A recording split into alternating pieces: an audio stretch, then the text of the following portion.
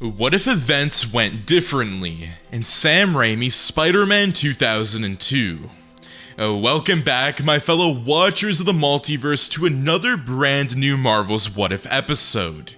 It's been over 3 years since the original video dropped in 2020, but today we're diving into a whole new universe. In this special What If episode, I will be exploring the thrilling scenario: what if Spider-Man partnered with the Green Goblin? What if Spider-Man had joined the Green Goblin when Norman offered his hand to Peter? What do you think would have happened in the timeline? Everything would be changed. Everything would be completely different. And I'm super excited to dive back into this universe and really showcase more, because I feel like I can give more out of this storyline and really showcase what this video is all about. It's gonna be very dark, as it was before, maybe even darker. But I hope you enjoy, my fellow watchers of the Multiverse, and I can't thank you enough for requesting me to do this video. But that being said, let's dive into what if Spider-Man joined the Green Goblin in Spider-Man 2002. Location: abandoned building. More than the thirst for vengeance, Peter Parker is concerned with the thirst for peace. The peace that comes with knowing that someone who caused pain to your loved one is experiencing similar pain. If he kills Norman Osborn today, his joy will not come from eliminating his enemy, but from making him experience the same pain his loved one went through. Peter can still see the death of Uncle Ben replaying over and over in his head. He tries to shut out the images, but he cannot. He knows that it's all his fault, but he's trying to deny it as well. His mind is collapsing, and so is his sanity. And now, all he wants is to make someone suffer. As he walks up the stairs of the abandoned building, his spider senses are triggered. The closer he gets to the first door, determined to fight a superhero's fight, he calls out to Green Goblin to announce his presence. Then, he boasts that from that night, Norman will be allergic to spiders in his grave. When he finally gets to the first floor, the senses become stronger. So he bravely walks to the middle of the first floor and calls out to Norman. He tells Norman that he doesn't hate him, but he only hates the color green, and perhaps he will clothe him with something red during his funeral. After saying this, he invites Norman to fight like a brave man instead of looking for an opportunity to attack. On the other hand, Norman, who is holding one of the pumpkin bombs in his hand, is wondering why Peter would behave this way. He understands that Spider-Man is a hero, so he wonders what has happened to the man. He stands behind a wall, evading the eyes of Peter, and hesitating to throw in the bomb. However, as he listens to Peter's boasting, his emotions are triggered, and he remembers the rejections all over again. Without thinking twice, he decides to use the opportunity to get to the best of his ability. So he squats a little and pops his head out a little to spot Peter once again. Once he sets his eyes on Peter, whose back is turned toward him, he throws in the pumpkin bombs and holds onto the wall to escape the impact. A few seconds later, Norman doesn't hear the bombs go off, nor does he hear Peter scream. Just then, as he wonders what may have happened, he feels something unusual on his backside. Stretching his arm, he picks it up to check what the foreign gadget could be. Before he gets time to plan an escape upon realizing what it was, he feels the webbing of Peter fly past him. At the same time, he reveals a blow to his cheek, which pushes him to the ground. Immediately, Norman strikes the left leg of Peter with his own right leg, causing Peter to stumble just enough for him to also get up on his feet. As a result of reflex defense mechanisms, he also strikes Peter on the cheek, but it seems to have no effect on him. They both stare at each other for a moment, standing face to face and looking into each other's eyes. Then Peter says that he expected the moment he would kill Norman to be dramatic and really heroic. Perhaps a few blows here and there and something worth the adrenaline. He continues by saying that they could go head to head and he will still physically win against Norman, but he wants to prove something different today. Meanwhile, Norman wonders about what plan Peter has in mind, because the usual Peter would fight like the hero that he is, but this Peter, he never seen him before. When Peter finishes talking, he clings to the ceiling in a flash and crawls to the window, then disappears into the night. Totally confused, Norman heads towards the window to see if Peter really left. This move becomes his immediate regret as he feels a brief sharp pain on his forehead. Before he has the opportunity to react, he finds himself falling to the ground and feeling dizzy. When his body hits the ground, a cartridge thuds and falls within his reach, so he picks it up. Just then, Spider-Man lands back in the room on the first floor in his signature landing style. He stands straight and walks to Norman, who was sitting on the floor, dazed. Then, he bends to level his height and speaks in Norman's ear. He says that the problem with Norman is that he is not up to par, intellectually, not just physically. He goes on to say that the beauty of a spider is not its legs, but its ability to make multiple lines form one web. A little bit of chemistry and biology and the right poison to arrest the heart of Norman were made. At this point, Norman can barely make words, nor can he see Peter clearly. Instead, he begins to go down memory lane and envisions the face of his son, on Peter promoting him to call Peter his son as he slowly loses consciousness. When Peter hears this, he is overcome with a new wave of emotions and sees Norman just as he is. Suddenly, Parker is able to evade the images of Uncle Ben in his head. He finally thinks straight. His heart tells him that Norman is just a man who was unfortunate to be possessed by something out of his control. As he looks at Osborne, he doesn't see a raging beast, but a father. Norman had triggered deep-seated longings for a father that Peter had when he was young. Now, Peter realizes that he was the reason Harry will become fatherless just like him. So Peter's mind begins to find excuses to save Norman. Although his brain has another option, he remembers some words from a professor during a class he had passed when he was younger. The professor had said that evil, when in contact with good, can become good, and this statement rings in Peter's head. Quickly, he opens up his webs and pours out all of it inside, till he finds one with a different color of fluid. This is the antidote to Norman's poison, and he injects Norman on his forehead with it. Then, with his right hand, he carries Norman and uses his left hand to scale the walls outside the building. Peter has made up his mind. Harry wouldn't need to become an orphan like him, and Norman could actually do good things with something bad. Location: New York City. The city is still reeling from the scare of losing many schoolchildren during the Queensboro Bridge. Reports are still freshly covering the news, and some dramatic parents have taken their children who were in the train to the hospital. MJ is now at home, shaken up but waiting for Peter to get back soon. Suddenly, a child on the streets at Times Square spots Spider-Man scaling the walls from one of the high buildings to the other, and is fascinated by this. He taps to his mother and points his finger to Spider-Man, telling his mother to look. Then he announces with joy that it is Spider-Man, which also draws the attention of many people in the square. The onlookers watch in bewilderment as Spider-Man bravely scales the wall on one hand, while holding onto the Green Goblin, who is unconscious, on the other hand. Since they witnessed the drama on the bridge, they all think that Spider-Man has eliminated a threat once again. So they begin to applaud him as he makes his way through the walls till he disappears. Location: Parker Residence. When he finally arrives at home, Peter opens the door to find MJ, who has been waiting for him.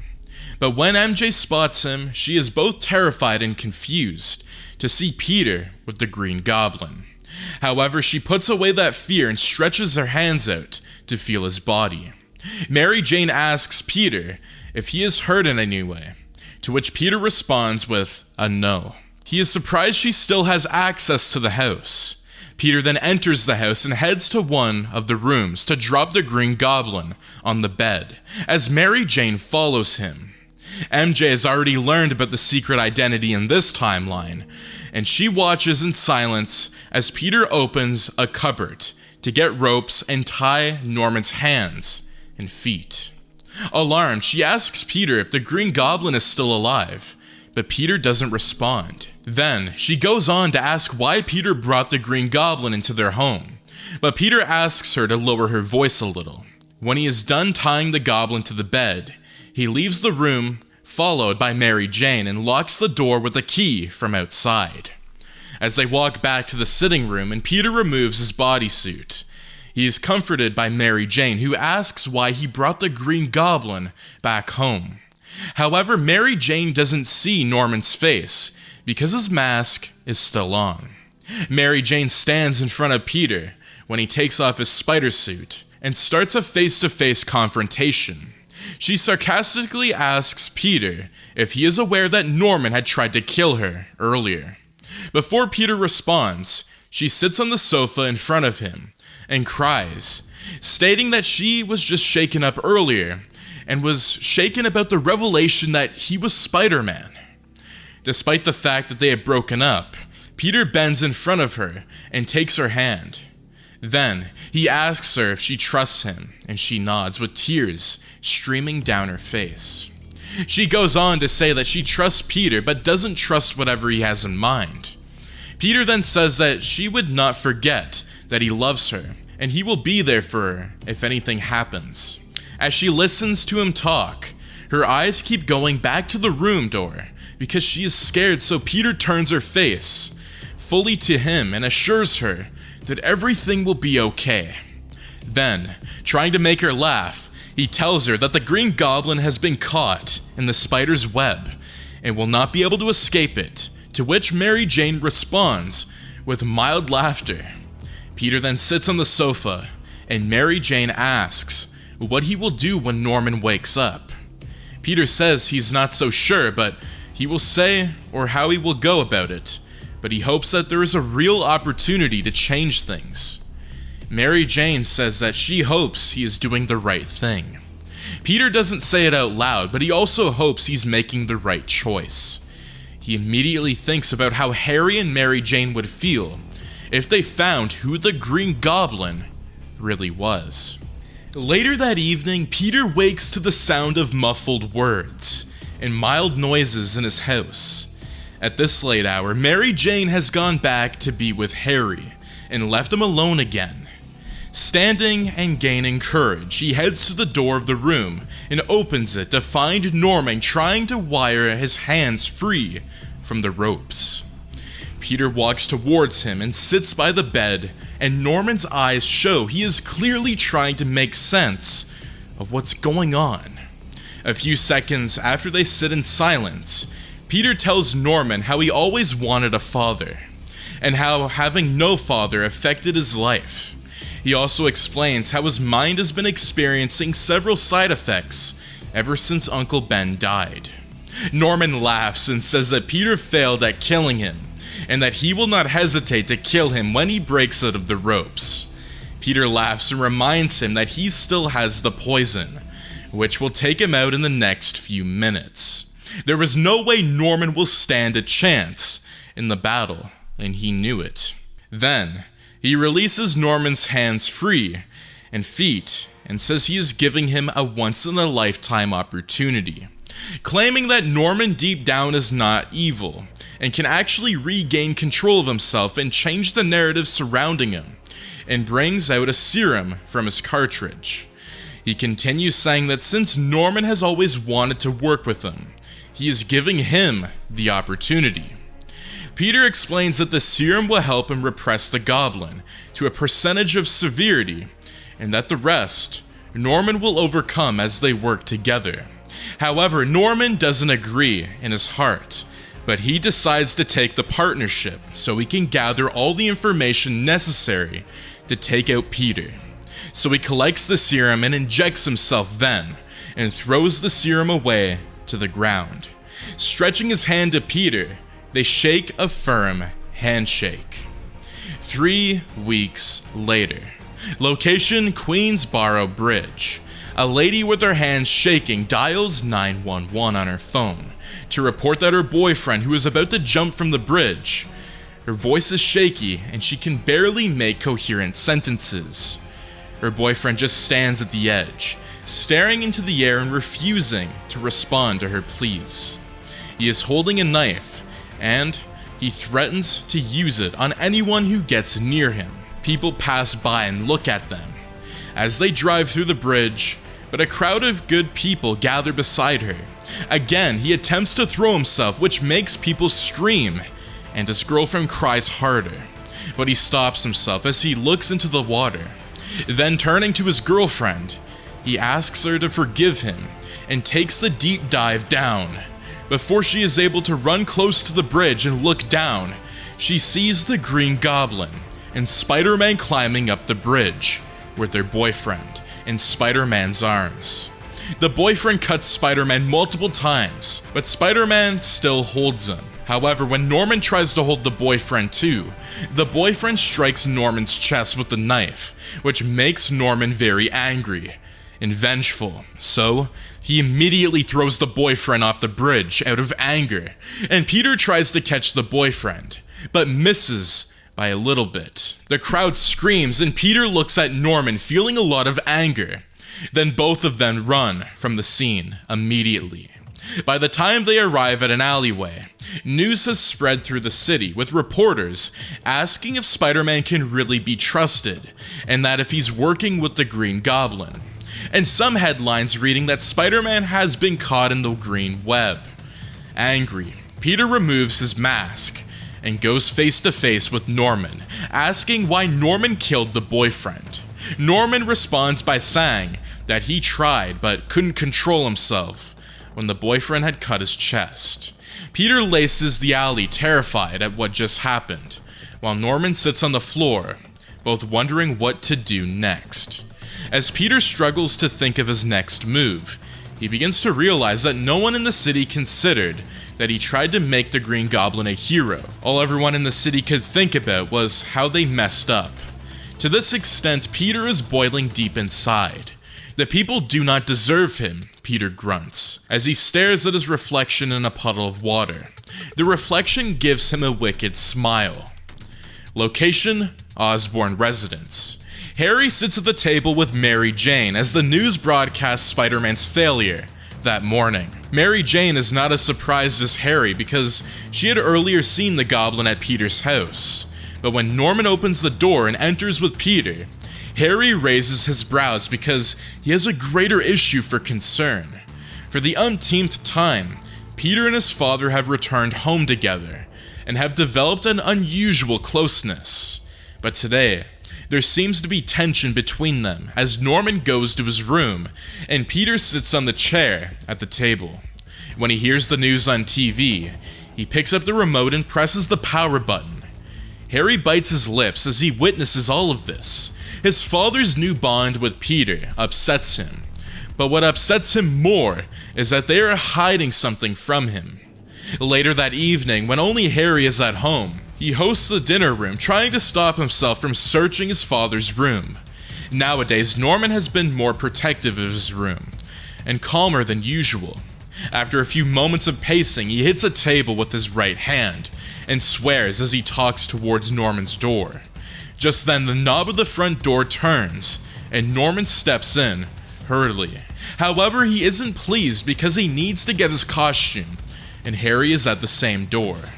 Stepping into the house fully, he asks Harry what he is doing at this room, and Harry begins to pace again. Then Harry goes on to say that something isn't right with him, and he wants to find out. At this point, Norman is growing nervous and slightly angry because he has a call to respond to and Peter is waiting for him. Harry is supposed to be on a date with Mary Jane this evening. Norman tries to act calm and asks Harry why he's still home, but Harry doesn't respond. Instead, he keeps pacing the room and says that Norman is hiding something in there. Then, he explains that he has observed that Norman and Peter always arrive home anxious, and he was trying to watch the news earlier. He hits Norman's room door and says that he found it no coincidence, that the news was always about Spider-Man and the Green Goblin making a mess of themselves. Then he stops pacing and walks towards Norman, saying that an undeniable fact is that Norman has a wound on his wrist, in the same way that the Green Goblin had a wound on the same wrist. Norman had tried to conceal the wound, but to no avail, because the slow healing was a reaction from the serum Peter gave him. Before Norman can deny the allegations, Peter storms the house dressed in his full Spider-Man costume, but without his mask. During this moment, Peter, Norman, and Harry stare at each other in silence. After a few seconds, Harry bursts open Norman's door and starts searching for the Goblin costume. However, Peter does not move from the living room and watches as Norman screams at Harry to stop. Harry doesn't stop till he mistakenly discovers a secret switch hidden at the base of the inside of Norman's cupboard. Norman moves to stop him from pressing it, but it's all too late, because the door opens and inside the back of the cupboard, standing right before Harry, is the Goblin costume on the mannequin. Harry stares at the uniform for a while before Norman picks it up and proceeds to put it on. Harry walks out of the dining room where Peter sits like he doesn't care about anything going on. As Harry signs at the dinner table, he stares at Peter, who stares back at him in silence. For a few moments after, Norman comes out in the Goblin costume, and Peter gets up to leave with him. Harry then gets up from his seat and stands in the way of Norman, staring Peter in the eye. He tells Norman that when he started suspecting, he followed every news of Spider-Man and the Green Goblin appearing together. Then he holds Norman's shoulder and tells him that Spider-Man is trying to paint him black to the public, so Spider-Man can finally kill Norman in public too. As soon as Harry says this, Peter scoffs and Norman smiles at Harry, for the first time as a father. Then, Norman tells Harry that all isn't what it seems, and drops Harry's hand from his shoulder. When Harry realizes that it's too late to argue, he steps away, so Norman and Peter can exit the building. As soon as they leave in a hurry, Harry turns on the TV and sits at the table, waiting for the broadcast of the night's news. Streets of New York. Tonight the city had been turned upside down with news of a robbery at a corridor. It was in this moment of chaos that a popular graffiti artist decided to paint Spider-Man and the Green Goblin on the wall in the open city. The graffiti artist is escorted by his friend, who hides to alert him of the police.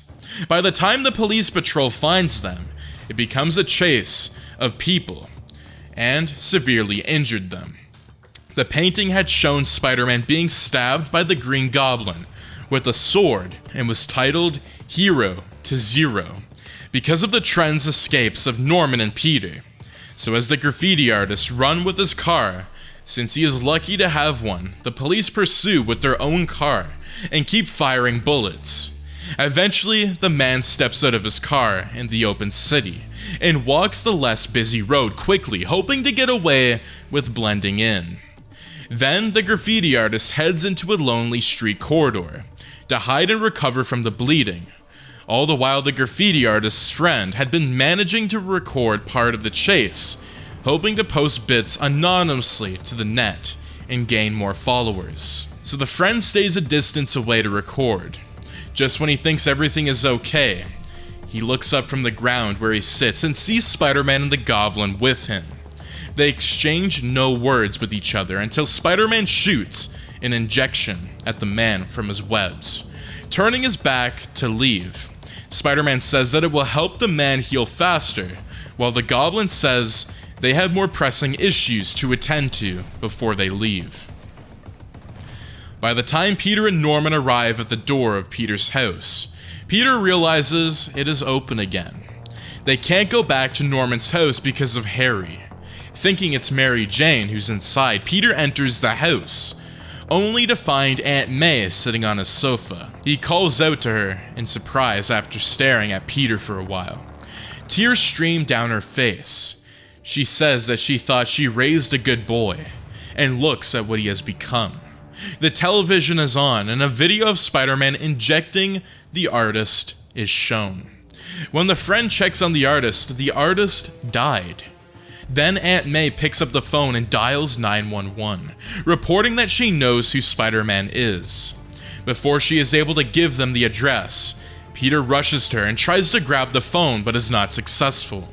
So Aunt May starts reading the address of Peter's house, and without thinking it through, Peter smacks her in the face with a base that had been sitting in his room. As Peter stands in shock looking at Aunt May, who immediately fell to the ground unconscious, Norman collects her phone and disconnects the call. By the time Peter rushes to check on May, who isn't even bleeding, Peter realizes that the 73-year-old woman with a frail body is gone. Just then, Mary Jane steps into Peter's house, and when she sees Aunt May on the ground, she rushes to her side.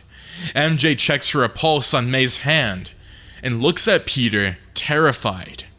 Peter begins to cry, realizing what he has done, what choices he had made. Suddenly, he looks up at Norman with anger and stands to face Norman.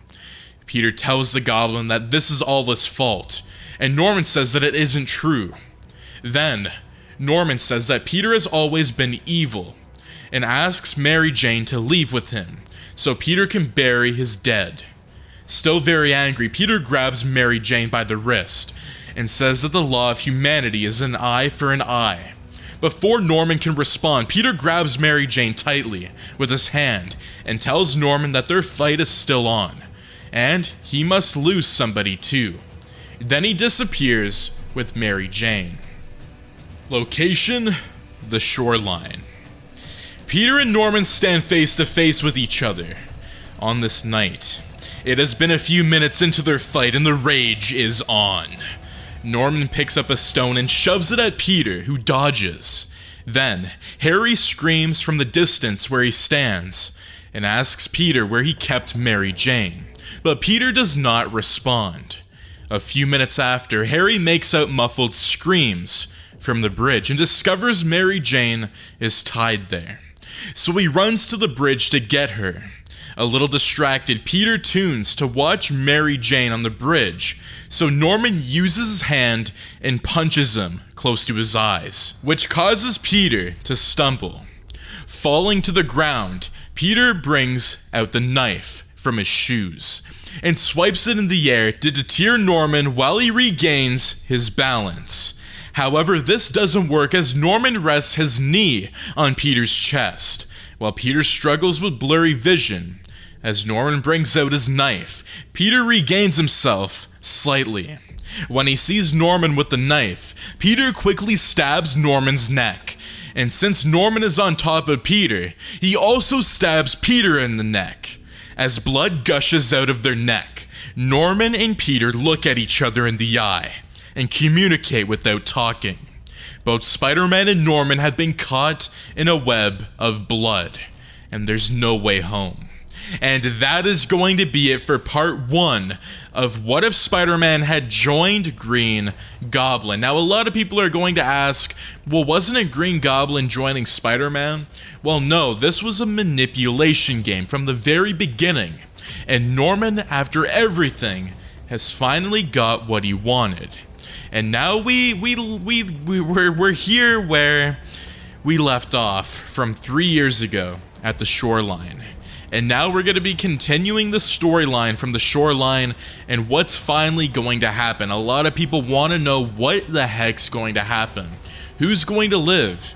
Is anybody going to live? Well, I can tell you right now that the Shoreline scene is going to be crazy in part 2. But that being said, my fellow watchers of the multiverse, if you guys did enjoy this full remake movie, do make sure to subscribe, like, share, and turn those notifications on so you and your friends are up to date with the latest content. I do want to say make sure to check out the Patreon. It's starting at just $6 a month. It really goes a long way, as I'm currently taking filmmaking in a class or a program. I'm actually in college now, so, to do these videos, it is very hard for me to do them at the moment, with budgeting and going to school. So there's a lot of things that really go into these videos, and it really, moves the channel forward. So your support really, really means a lot. But that being said, thank you so much for tuning in, and I'll see you in the next video. Take care and have a fantastic day. Peace out.